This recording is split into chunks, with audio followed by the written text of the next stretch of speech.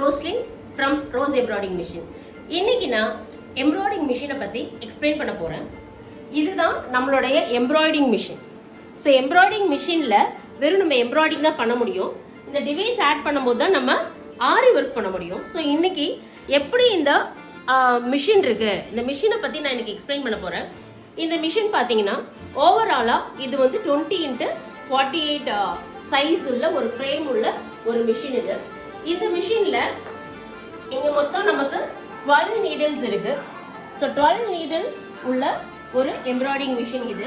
So இந்த 12 நீடிலில் நம்ம எப்படிலாம் வந்து த்ரெட்ஸ் போடலாம், என்ன 12 டிஃப்ரெண்ட் கலர்ஸ் நம்ம யூஸ் பண்ணலாம். ஸோ ஜரி நம்ம எங்கே வேணாலும் ஜரி வைக்கலாம், இப்படி தான் வைக்கணும், இந்த இடத்துல தான் ஜரி வைக்கணும்னு கான்செப்டே கிடையாது.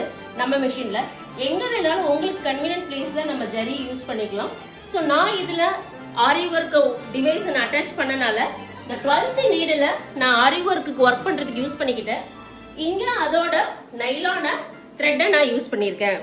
இந்த மிஷினோட அவுட்புட்டை நான் உங்களுக்கு காட்டணும்னு விரும்புகிறேன்.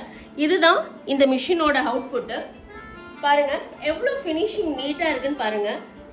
ஜரியும் யூஸ் பண்ணியிருக்கேன், சில்வர் ஜரி யூஸ் பண்ணியிருக்கேன்.